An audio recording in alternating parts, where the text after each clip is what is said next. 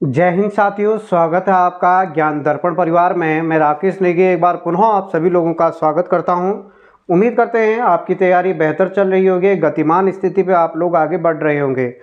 तो आज का टॉपिक है दोस्तों स्वरों का वर्गीकरण, वर्णों का वर्गीकरण या वर्ण विभाजन, जिसे हमने लास्ट डे बात किया था। वर्णों का विभाजन कितने तरीके से किया जाता है?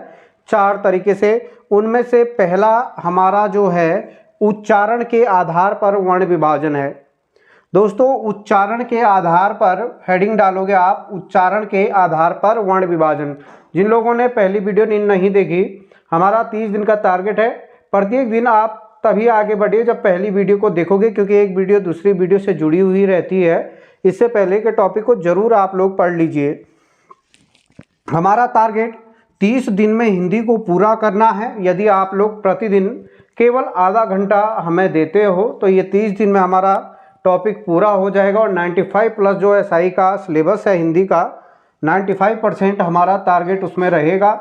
इसके लिए प्रतिदिन आपको एक कंटिन्यूटी के साथ हमारे साथ जुड़े रहना है। बहुत ज़्यादा बर्डन नहीं लेना। अभी व्यर्थ की बहुत ज़्यादा किताबें मत पढ़िए, एक बार समझ लीजिएगा। छोटे छोटे पॉइंट को हम लोग बात करेंगे, यहाँ पे छोटे छोटे बिंदुओं पे बात करेंगे। हिंदी समझने वाला है, कहीं भी रटने वाला नहीं है। रटने वाला जहाँ पे होगा हम लोग वहाँ पे बात करेंगे। रटने वाले केवल और केवल कुछ रचनाएं होती है, पर्यायवाची होते हैं, उनके भी तरीके हमें याद करने हैं। तो दोस्तों ध्यान से देखिएगा, उच्चारण के आधार पर वर्णों के 2 प्रकार होते हैं, एक स्वर होता है और एक व्यंजन होता है। ये लोग आप बचपन से ही पढ़ते हैं हम लोग स्वर और व्यंजन के बारे में। स्वर किसे कहा जाता है और व्यंजन किसे कहा जाता है? स्वर की परिभाषा में आप डैश करके लिखोगे, स्वतंत्र रूप से उच्चारित होने वाले वर्णों को हम क्या कहते हैं? स्वर कहा जाता है। यानी स्वर भी अपना में क्या है? एक वर्ण है। स्वतंत्र रूप से उच्चारित होने वाले वर्णों को हम क्या कहते हैं? स्वर कहा जाता है। देखिए परिभाषा आपने पढ़ी होगी, लेकिन उस परिभाषा की गहराई, उस परिभाषा की गहनता को हमें समझना है। स्वतंत्र रूप का मतलब क्या होता है, अभी हम इस पे बात करेंगे। देखो ये हिंदी का जड़ है, हिंदी का बेस है, इसमें जल्दीबाजी मत कीजिएगा, क्योंकि इन्हीं स्वरों और व्यंजनों से हमने अलंकारों को पढ़ना है, इन्हीं स्वरों और व्यंजनों से हमें छंदों को पढ़ना है, इन्हीं के आगे पे हमें संधि को पढ़ना है। तो बड़े ध्यान से, कोई बात नहीं, 1-2 दिन हम इसमें ले लेंगे, लेकिन इसे समझ लीजिए। रटना नहीं है ये कि बस स्वर होते हैं, व्यंजन होते हैं, बात खत्म, इतने में बात खत्म नहीं होती है। ये हिंदी की जड़ है। जड़ अगर मजबूत रहेगी तो आगे वृक्ष भी मजबूत होगा, उसके फल भी मजबूत आपको मिलेंगे, ये ध्यान दीजिएगा। अब देखिए पहले तो, और व्यंजन किसे कहा जाता है? स्वरों की सहायता से उच्चारित होने वाले वर्ण व्यंजन कहलाते हैं। स्वरों की सहायता से उच्चारित होने वाले वर्ण व्यंजन कहलाते हैं। ठीक है, अब पहले हम क्या कर लेते हैं, स्वरों के भेदों के बारे में हम बाद में बात करेंगे। केवल अभी इनकी परिभाषा, स्वर और व्यंजन की परिभाषा के बारे में हम लोग बात कर लेते हैं। देखिए स्वतंत्र रूप का अर्थ क्या है? कोई भी व्यंजन बिना स्वर का नहीं बोला जाता है। कोई भी व्यंजन बिना स्वर के उच्चारित होता ही नहीं है, उसका उच्चारण संभव नहीं है। जो ये क है, ये क बना होगा आधा क धन अ से, ये आप लोग ध्यान दीजिए, ये बनता आपका पूरा क। हलंत का मतलब जिस वर्ण पे हलंत लगा, इसका अर्थ होता है कि वह अपने आप में क्या है? एक आधा है। वर्णमाला का शुद्ध रूप, व्यंजन का शुद्ध रूप हलंत वाला होता है। पॉइंट ये भी कर लीजिए कि शुद्ध रूप अगर हम लोग बात करेंगे तो यहां पे क्या होता है? ये हलंत वाला होगा।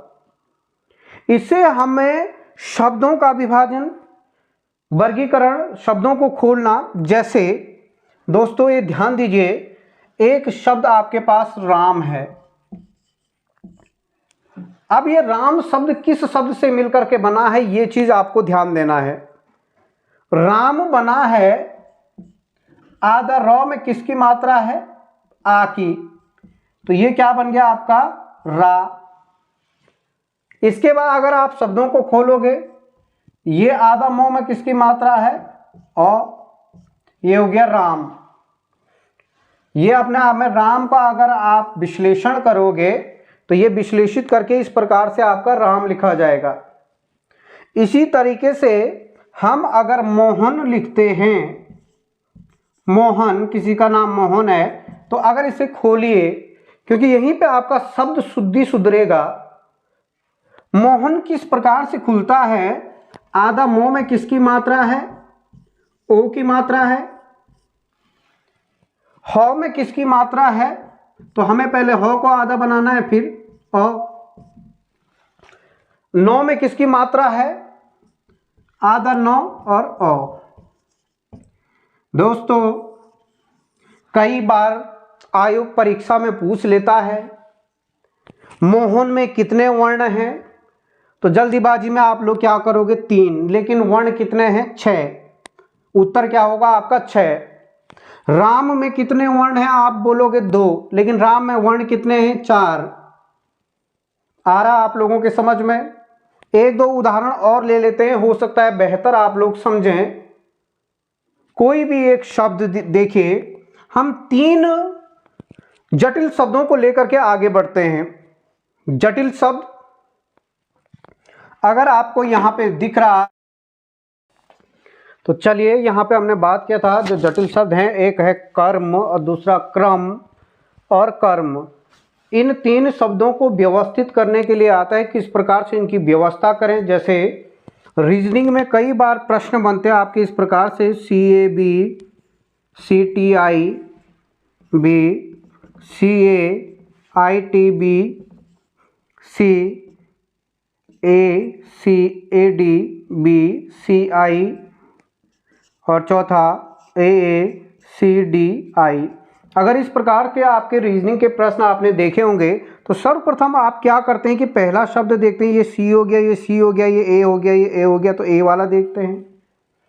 फिर अगर इन दोनों में से नहीं, फिर आप क्या देखते हो? दूसरा शब्द देखते हो। तो आपका उत्तर इस प्रकार से क्या हो जाएगा? ये D वाला हो जाता है। ठीक इसी प्रकार से दोस्तों हिंदी में भी आपकी प्रश्नावली बनती है।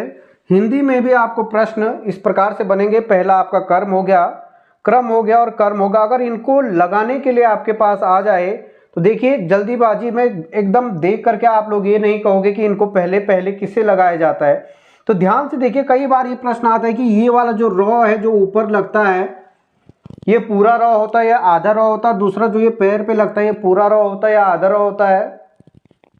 तो हमेशा ये देखिएगा, जो हल्की चीज होती है वो ऊपर जाती है, जो भारी चीज होगी वो क्या होगा? नीचे आता है। तो हल्का का मतलब क्या होगा? वो आधा होगा, और जो पूरा, जो भारी का मतलब क्या होगा? वो पूरा होगा। तो ये रॉ अपने आप में आधा होता है और ये रॉ अपने आप में क्या होता है? पूरा होगा। तो किस प्रकार से इन शब्दों का विश्लेषित किया जाएगा, खोला जाएगा? तो क पूरा है, तो क को आप लिख सकते हो दोस्तों आधा क धन अ, ये हो गया। अब उसके बाद क्या आ रहा आपका? आधा रॉ। जो ये रॉ होता है, ये पूरे शब्द से पहले, इसके ऊपर का मतलब क्या है? इससे पहले ये रॉ है, तो ये हो जाएगा प्लस आधा रॉ। अब मो पूरा है, तो ये हो जाएगा आपके पास आधा मो धन अ। आया समझ में? ध्यान से देखिए, बड़ा जटिल मत बनाइए, मत सोचिए ये नहीं आएगा। कुछ नहीं किया है, हिंदी है, हमारी मातृभाषा है, यहाँ पे हमें दिक्कत नहीं होनी चाहिए। अब ये क का मतलब क्या होगा? अगर ये रॉ मैंने कहा पूरा है, ये रॉ भी पूरा है, तो अगर ये रॉ पूरा है, ये भी रॉ है, तो इन दोनों को इस तरीके से क्यों लिखा गया? इसका अर्थ क्या होता है? इस रॉ से पहले वाला वर्ण अपने आप में क्या होगा? आधा होगा। अगर ये पूरा होता तो इस तरीके से लिखा जाता ये, तो ये हो जाएगा आधा क, केवल आधा क है। आधा क में पूरा रॉ लगा है, तो ये क्या आ जाएगा? हम आधा रॉ को, ये पूरा रॉ हो गया रॉ।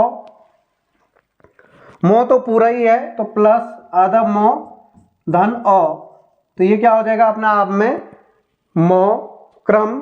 अब ये क्रम क्या है? ये क भी पूरा है, रॉ भी पूरा है, मो भी पूरा है, तो इनको आधा करके लिख दो, आधा क धन अ, ये क हो गया। आधा रॉ धन प्लस आधा रॉ धन अ, ये रॉ हो गया, प्लस आधा मो धन अ। तो अब आप क्या करोगे? इनको देखोगे तो सबसे पहले आधा क, तीनों में आधा क आया है। फिर सेकंड वाला देखिए, यहाँ क के बाद अ आया है, यहाँ क के बाद रॉ आया, यहाँ क के बाद अ, तो ये तो हट गया, ये तीसरे नंबर पे आएगा। अब इन दोनों को चेक कीजिए, यहाँ अ है, यहाँ अ है, अ के बाद आधा रॉ यहाँ है, यहाँ भी क्या है, आधा रॉ है। फिर चौथे को देखिए, यहाँ आधा रॉ के बाद अ है, यहाँ आधा रॉ के बाद क्या है, म है। तो फर्स्ट क्या आएगा, रॉ के बाद अ आता है या म आता है, तो रॉ के बाद क्या आएगा आपका अ। तो फर्स्ट में आपको ये लिखना है, सेकंड में आपका ये होगा और थर्ड में आपका ये होगा। अगर किसी भी शब्द को अगर आप इस तरीके से अलग अलग करके लिखना सीख जाते हो दोस्तों, तो एक नंबर आपका बन जाता है। संधि में भी दिक्कत नहीं होगी, शब्द शुद्धि में भी आपको दिक्कत नहीं होगी। तो ये जरूर ध्यान दीजिए, अगर किसी जटिल शब्द में आपको दिक्कत आ रही है तो कमेंट कर दीजिएगा, मैं इसी प्रकार से आपका रिप्लाई कर दूंगा। जो भी आपका शब्द होगा उसी शब्द को अलग अलग करके व्याख्यात, पहले आप सभी लोग अपने नाम को अलग अलग करके लिखिएगा और अपना नाम कमेंट में करके कि आपने सही लिखा है गलत लिखा है। अगर सही होगा तो बिल्कुल आपका उत्तर दिया जाएगा, चेक किया जाएगा, तो कमेंट कर लीजिएगा। तो देखिए ये आपका, इसका तात्पर्य ये है कि शब्द का शुद्ध रूप क्या होता है, हमेशा हलंत वाला होगा। शब्द का शुद्ध रूप क्या होता है, हलंत वाला। तो अब देखिए हम बात कर रहे थे वर्ण विभाजन के बारे में। हिंदी वर्णमाला में वर्णों का विभाजन, स्वर स्वतंत्र रूप से उच्चारित होते हैं, व्यंजन स्वरों की सहायता से बोले जाते हैं। अब आती है इनकी संख्या। हिंदी में स्वरों की संख्या कितनी होती है, 11 होती है। व्यंजन की संख्या कितनी होती है, आपको याद करना है, 33 + 2 कुल आएगा 35, मूल हो जाएगा 33। तो एक प्रश्न इस प्रकार से भी यहाँ पे बनेगा। हिंदी वर्णमाला में स्वर 11 ही होते हैं, वो किसी भी प्रकार से पूछे आप याद क्या करोगे, अ आ ई। अब ये नहीं, आप याद करने में कई बार हमारी हैबिट हमें इस प्रकार से रटाया जाता है, छोटा अ बड़ा। अब छोटा बड़ा इसमें कोई नहीं है, सबका साइज बराबर होता है। अ आ ई उ ऊ री ए आई ओ और आओ। कई यहाँ पे भी बोल देते हैं छोटा ए बड़ा ए, ऐसा नहीं है। इनको उच्चारित कीजिए। ये विशेषकर मैंने कहा उन लोगों के लिए भी है जो पहली बार हिंदी पढ़ रहे हैं, उनको भी बहुत ज़्यादा जटिल नहीं लगेगा। अ आ ई उ री ए आई ओ और आओ, ये हो गया आपके पास क्या, स्वर। स्वर। इसी के अलावा व्यंजन आपके हो गए, व्यंजन को भी आपको इसी प्रकार से बताना है। क ख ग घ ग, च छ ज झ य, ट ठ ड ढ ण, त थ द ध न, प फ ब भ म। इसको इस तरीके से ही क्रम में याद रखना है। वर्णमाला एक हेडिंग आपकी वर्ण बनती है, वर्णमाला डैश करके। वर्णमाला किसे कहा जाता है, वर्णों का व्यवस्थित एवं क्रमबद्ध समूह। ऑप्शन बन जाते हैं, वर्णमाला कहा जाता है वर्णों का समूह, वर्णों का व्यवस्थित समूह, वर्णों का व्यवस्थित एवं क्रमबद्ध समूह, या उपरोक्त सभी। तो वर्णमाला वर्णों के व्यवस्थित एवं क्रमबद्ध, एक व्यवस्था होती है और एक क्रमबद्धता होती है, उसे हम क्या कहेंगे, वर्णमाला कहा जाता है। वर्णमाला वर्णों के व्यवस्थित एवं क्रमबद्ध समूह को ही हम क्या कहते हैं दोस्तों, वर्णमाला कहा जाता है। अब अ के क के बाद हमेशा ख आएगा, क के बाद इधर हमेशा क्या आएगा, च आएगा। मैंने कक्षाओं में कई बार पूछा है, कई वर्णमाला हमें रटा तो है लेकिन बोला नहीं जाता है। कई क ख ग घ उसके बाद ट ठ फिर च छ इस प्रकार से बोलते हैं। क च ट त प, क च ट त प, एक लाइन ये याद कर लीजिए, ये काफी काम आने वाला है। ये हिंदी का बेस है, ये हिंदी का जड़ है, मैं आपको ये पहले ही बता दिया हूं। तो देखिए इसी प्रकार से आप लोग ये बात करोगे। उसके अलावा क्या होते हैं आपके पास, अंग अह, अंग अह। ये अंग अह अपने आप में ना ही स्वर होते हैं और ना ही व्यंजन होते हैं, इसलिए हिंदी भाषा में इन्हें क्या कहा जाता है, अयोग्यवाह। अयोग्यवाह डैश करके क्या लिखोगे आप, ऐसे वर्ण जिनका जातीय मेल न स्वरों के साथ होता है और ना ही व्यंजन वर्णों के साथ, उन्हें अयोग्यवाह कहा जाता है। हिंदी वर्णमाला में इनकी संख्या 2 होती है, और वो 2 कौन कौन से, अंग और अह। अंग को आप लोग इस तरीके से एरो बना करके अनुस्वार लिख लोगे, और इसे यहाँ पे एरो बना करके इसे विसर्ग लिख लोगे। ये वर्णमाला में आवश्यकता है तभी इनको रखा गया है। अब ये आपके, इसके अलावा आपका य, र, ल, व। ये आपको याद करना है, ये याद करना है। अब यहां पे ऑप्शन यहीं से बन जाएंगे आपके कि निम्नलिखित में से तालव्य व्यंजन। आपको 100 याद किया है, हमें बचपन से यही पढ़ा है, 100। आयुगी नहीं पूछेगा कौन सा आपका पेट फटा 100 है, कौन सा सही वाला 100 है, कौन सा सलजम वाला 100 है। आयुग पूछता है कि निम्नलिखित में से तालव्य वर्ण है, निम्नलिखित में से मूर्धन्य वर्ण है, निम्नलिखित में से दंत्य वर्ण है। ये हम आगे अच्छे तरीके से एक ही लाइन में याद करेंगे। फिलहाल आप जैसे याद करते हो वैसे याद कीजिए। इसके अलावा अभी हम टोटल वर्ण के बारे में बात करें कि वो टोटल वर्ण कौन कौन से हैं। टोटल वर्ण इसके अलावा आपका हो जाएगा, आपका यहां पे अक्ष, त्र, ज्ञ और अपना आप में क्या हो जाएगा एक श्रव। अब हिंदी वर्णमाला में टोटल वर्णों की जो संख्या हो गई वो कितनी होती है, 52। अब 52 में छोड़ा किसे जाता है और पकड़ा किसे जाएगा, तो ये देखिए सबसे पहले आपके क्या हो गया, 11 तो हो गया आपके स्वर, 11 क्या हो गया आपके स्वर।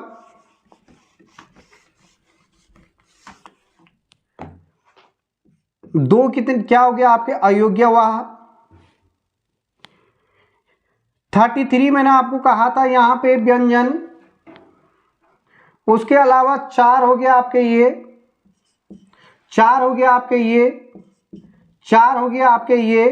अब इनको जोड़ो कितने हो गए, 4 और 4 8, 4 कितना हो गया 12, 12 3 15, 15 2 कितना हो गया आपका 17 और 17 1 कितना हो गया आपका 18, 18 का यहाँ पे ये 8, यहाँ पे 3 और 1 4, 3 1 4 और 1 यहाँ पे क्या हो गया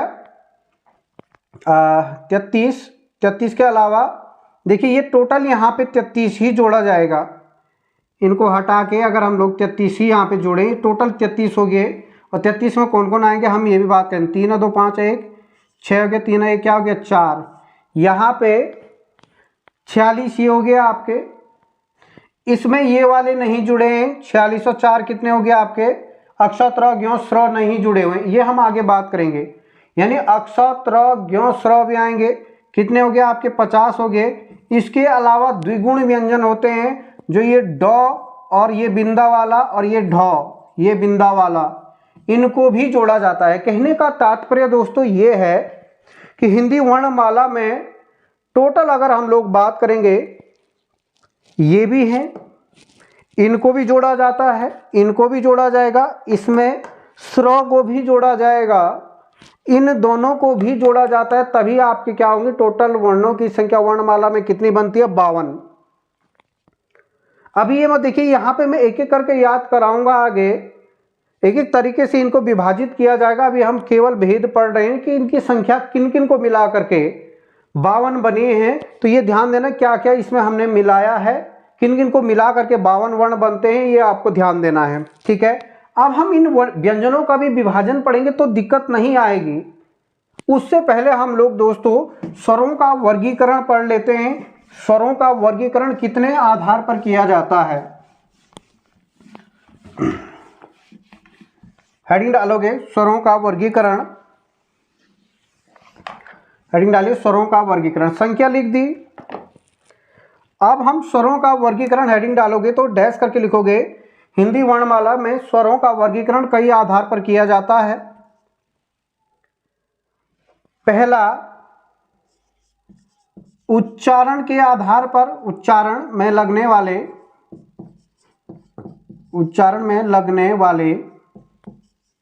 समय के आधार पर, उच्चारण में लगने वाले समय के आधार पर। दूसरा जीभ के सक्रिय भाग के आधार पर।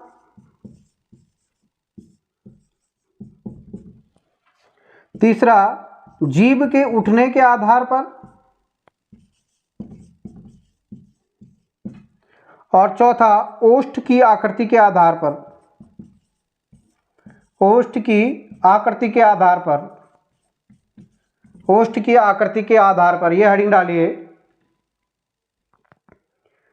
जीभ के सक्रिय भाग के आधार पर, जीभ के उठने के आधार पर, उच्चारण में लगने वाले समय के आधार पर। तो यहां पे आपको याद कैसे करना है, 2, 3, 4 और 2, 2, 3, 4 और 2। उच्चारण में लगने वाले समय के आधार पर कितने भेद होते हैं? 1 नंबर का प्रश्न आपका बनता है, 2 भेद। जीभ के सक्रिय भाग के आधार पर कितने भेद होते हैं? 3 भेद। जीभ के उठने के आधार पर कितने भेद होंगे? 4 भेद। और ओष्ठ की आकृति के आधार पर कितने होते हैं? 2 भेद।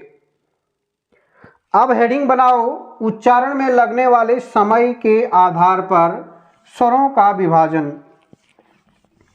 स्वरों का विभाजन डैश करके लिखिए। उच्चारण में लगने वाले समय के आधार पर वर्णों को 2 तरीके से विभाजित किया जाता है। वर्णों के 2 भेद होते हैं। पहला होता है मूल या ह्रस्व स्वर,